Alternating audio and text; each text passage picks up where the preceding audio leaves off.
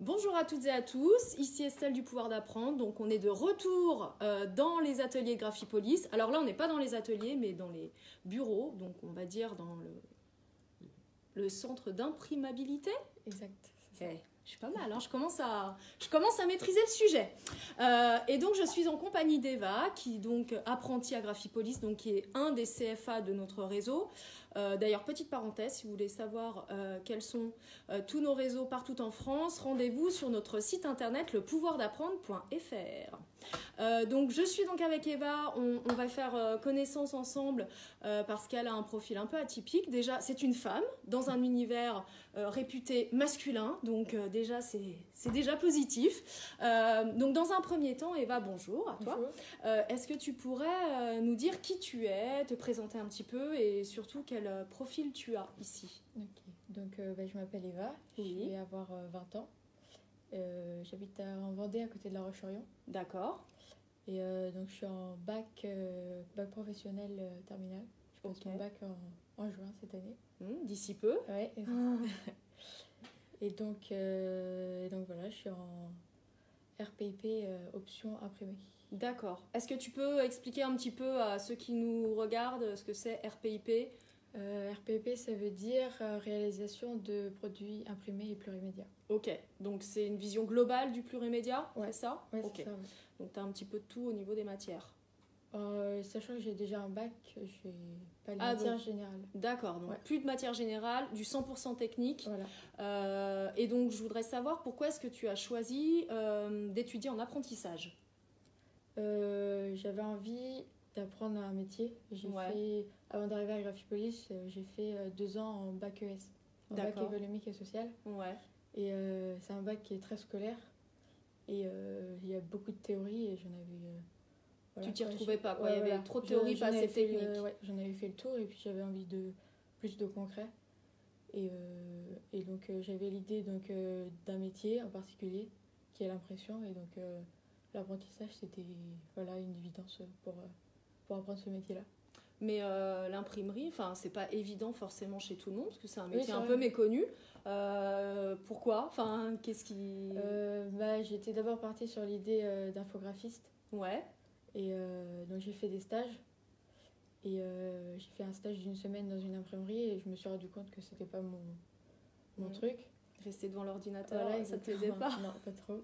Et donc du coup, j'ai découvert l'autre partie de l'imprimerie qui est l'atelier avec les machines offset. D'accord. Et les machines de finition. Et donc j'ai refait un stage dans cette partie-là, dans l'atelier. Ok. Et donc ça m'a plu directement. Cool. Et donc du coup, donc là tu es en entreprise. Quel est ton rythme entreprise-école? Tu es 1 semaine à l'école, 1 semaine en entreprise? Je suis 2 semaines à l'école. Et l'entreprise, ça varie entre 2 semaines, 3 semaines. D'accord. Ça dépend des... Et du coup, ta fonction au sein de l'entreprise, c'est quoi? Qu'est-ce que tu fais? Tu fais un petit peu de tout ou on t'a ciblé sur un métier? Je suis dans une petite entreprise, on est 6 salariés. Ouais. Donc je suis assez polyvalente. Je suis sur les machines offset principalement et après je fais la finition. Ok. Et ton objectif, c'est de rester dans cette entreprise ou c'est de pousser encore un peu plus tes études pour faire encore un autre métier? Ou est-ce que pour toi c'est bien défini? Ton projet professionnel, est-ce qu'il est bien défini ou est-ce que c'est encore un peu flou pour l'instant? Il est plutôt bien défini. Là, je vais passer mon bac. Ouais. L'année prochaine, je pars sur un BTS, donc à Graphipolis. D'accord. En restant en apprentissage dans la même entreprise. D'accord. Ah, c'est top. Donc tu restes dans cette entreprise. Ouais. Et au niveau de l'insertion auprès des autres collègues, parce que c'est vrai que le statut d'apprenti, on a tendance à se dire, c'est des débutants, on est tous débutants certes à un moment, mais il y a ce côté, est-ce que tu as réussi à bien t'intégrer au sein de l'équipe? Est-ce qu'on t'aide? Est-ce qu'il y a la transmission du savoir? Oui, ça a été, ils m'ont vite fait confiance, ils m'ont beaucoup appris aussi, dès le début. Après, je regardais, c'était plus de l'observation les premiers mois. Bien sûr. Et au fur et à mesure, j'ai été autonome sur certaines machines. Et puis après, avec l'expérience en entreprise, plus le CFA aussi, ça aide beaucoup. Ça crée une complémentarité. Ça se complète bien et j'arrive à gérer toute seule maintenant. Donc ça va. C'est bien. Et alors du coup, être une femme dans un milieu d'hommes, alors déjà non, on va casser les idées reçues. Combien êtes-vous de femmes dans ton entreprise? Il y a 3 hommes et 3 femmes. Ah, comme quoi, parité complète. Et donc, du coup, mais parce que on a quand même tendance à penser que c'est un milieu très manuel, très technique. Voilà, il y a quand même beaucoup plus d'hommes normalement que de femmes. Est-ce que toi, tu ressens ça en entreprise ou même ici dans ton CFA? Je suis venue faire les portes ouvertes à Graphipolis ici. Ouais. Et ils m'ont dit, j'ai demandé du coup, j'avais vu aussi beaucoup d'hommes sur les machines. Et ils m'ont dit que c'est vrai qu'il y avait une minorité de femmes, mais qu'il y avait pas de problème. Il y en avait quand même. Oui, il y en avait quand même. On a le droit d'y aller, quoi. Bien au contraire, on vous motive à tout y aller parce que finalement, c'est un milieu qui peut attirer aussi bien les hommes que les femmes parce qu'il y a un goût quand même pour l'esthétisme, pour le bien faire, voilà. Nous, on sait mieux faire d'ailleurs que les hommes, ce genre de choses. Hein. Bref, passons. Est-ce que potentiellement, tu as une offre d'emploi à la clé suite à ton apprentissage? Oui, ouais. Ils auraient besoin de moi après pour la suite, après mon BTS. Donc, ils t'en ont déjà parlé? Oui. Donc, pour toi, la case chômage, normalement, tu passes pas? Normalement, si tout se passe bien, oui. On croise les doigts alors? On croise les doigts, oui. Ah oui, je voulais savoir quel était ton moment préféré en entreprise. Moment préféré Me sors pas la pause déj. Hein. Non. Non, c'est un tout. Le fait que je sois polyvalente dans l'entreprise, je touche un peu à tout, donc j'ai pas de moment préféré ou de situation préférée. C'est global, ouais. Donc du coup, tu es contente d'y aller? Ouais, très contente, oui. Bon bah voilà, vous avez tout compris. Alors maintenant, on va parler un petit peu plus concours, parce que j'ai cru comprendre que tu avais participé au concours MAF. Oui. Déjà, est-ce que tu peux nous expliquer un petit peu pour les novices là, quel est l'objet de ce concours, à quoi il sert, et comment tu t'es sentie durant ce concours, comment tu as été préparée, enfin voilà, nous dire un petit peu les coulisses du concours MAF. Donc le concours MAF, c'est un concours, un des meilleurs apprentis de France. Mm-hmm. Qui se passe un peu partout en France, dans plusieurs secteurs de métiers. Mm-hmm.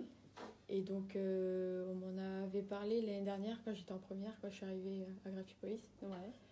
Et comme quoi c'était possible de le faire.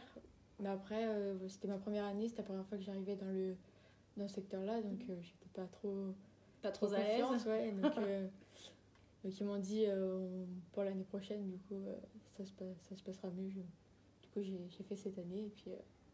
Et ça s'est plutôt pas trop mal passé. Pas mal passé, oui. Alors, dis-nous pourquoi. J'ai été médaillée d'or départementale et régionale. Donc top, quoi. Donc top.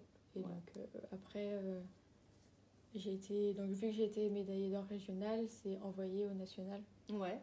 Et donc on attend la réponse fin juin, début juillet, je pense. D'accord. Bon, on croise les doigts. Hein. Oui, on espère tous. Et d'après toi, c'est quoi qui a fait la différence? Pourquoi tu as obtenu une médaille d'or? Enfin, c'est quoi le niveau d'exigence par rapport à ce concours? Est-ce que tu t'es préparée? Est-ce que tu as été aidée au sein de ton CFA pour réussir justement? Oui, on s'est entraîné sur les machines, sur les temps d'atelier. Ouais. On a deux jours d'atelier dans la semaine, donc on s'est entraîné. Ceux qui participaient se sont entraînés. D'accord. L'entraînement, ça a été. Après, on était 2 sur les machines. Mm-hmm. Après, le jour du concours, on est tout seul. Donc, mais on a du temps pour le faire. Et puis, les profs nous accompagnent bien aussi. Donc, ouais, donc il y a quand même un suivi, un accompagnement nécessaire pour réussir. Oui, on n'y arrive pas tout seul. Quoi. On n'est pas lâché comme ça. Et puis, d'accord. Donc, ça s'est bien passé. Et puis, même si j'avais un peu de stress. Je me doute bien. Mais ça s'est bien passé. Mais bonne expérience quand même. Oui, très bonne expérience. Ouais. Et puis du coup, c'est peut-être aussi un atout pour toi, pour tes futurs employeurs. Oui, Voilà, c'est une belle carte à jouer. Hein. Ouais. Bon, bah écoute, Eva, je te remercie beaucoup. Ouais, Est-ce que, tiens, une petite dernière question. Est-ce que tu pourrais t'adresser donc à ceux qui nous regardent et voilà, nous donner juste un atout à avoir pour réussir en communication graphique dans ton univers, quoi? Il faut être minutieux et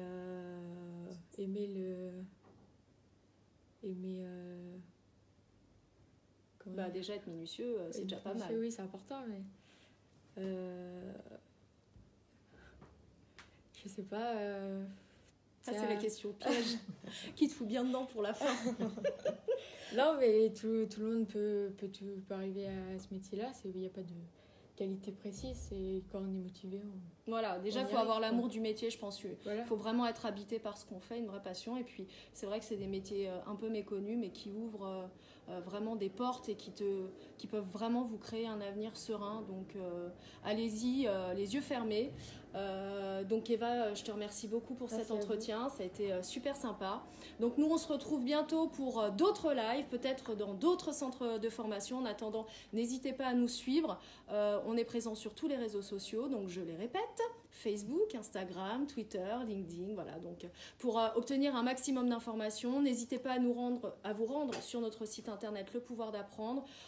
Vous aurez les listes des CFA qui ouvrent leurs portes pour vous aider à prendre connaissance de l'univers. Vous avez des salons aussi, des salons étudiants. Voilà, essayez de rencontrer un maximum les professionnels de cet univers, ils sont là pour ça et ils pourront vous apprendre beaucoup de choses sur ces métiers passionnants. En attendant, à très bientôt. Au revoir. Ciao, ciao.